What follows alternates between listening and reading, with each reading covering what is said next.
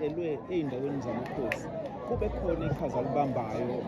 ngokuqinileyo ukuthi izinto zithuthuke ziye phambili, njengoba sibabuka nje basuke bedinga ukulekelelwa ey'ntweni abazembathayo nabayisebenzisayo, la kusetshenziswa khona isikhumba, kusetshenziswa khona indwangu, kwenza umfaniswano, la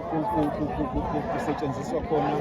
ingoma, njengoba kwenzeke nasemagrawundini kufuneka amajezi, kufuneka sesibone sports and recreation ungenelela, but art and culture yes uyangenelela kwezinye zezinto, kodwa ziningi izinto ezenzeka emphakathini la uthola khona ukuthi art and culture awazi ukuthi yiliphi iqhaza ongalibamba la, kodwa njengamakhosi sivulelekile ukuthi singahlala phansi simbonise uhulumeni la kufanele simbonise khona, sisize ukuze nathi sikwazi ukulekeleleka ey'ndaweni zasemakhaya. Singakujabulela ukuthi sibone kuney'ndawo ezivulekile ezingakwazi ukusetshenziswa abantu, njengoba mawubuka le ndawo esetshenziswayo namhlanje indawo elungiswe cishe izolo noma ekuseni namhlanjena,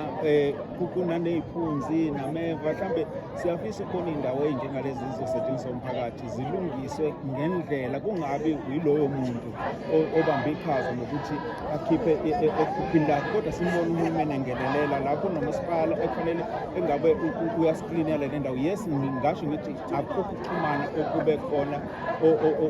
okubalulekile noma okukhulu ukusondelana eduzane ngalo mcimbi, ngoba okokuqala siba nomcimbi ofana nalowo ngaphakathi,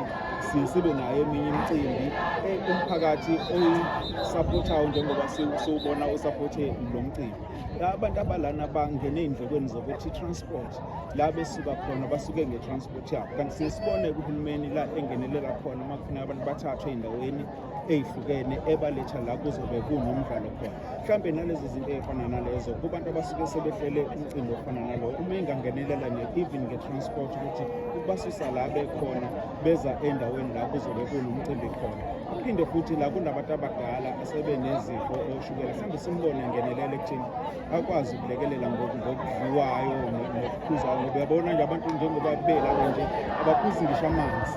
into esuke idingeka ngaso sonke isikhathi egazini. Mhlawumbe singakujabulela ukubona uhulumeni engenelela ey'ntweni ey'fana nalezi la sisuke sihlanganise khona umphakathi njengamakhosi, angazalindi ukuthi kube uyena ohlola izinto enze ngendlela yakhe, ngoba abantu basakholelwa kakhulu ebulini bomhlaba futhi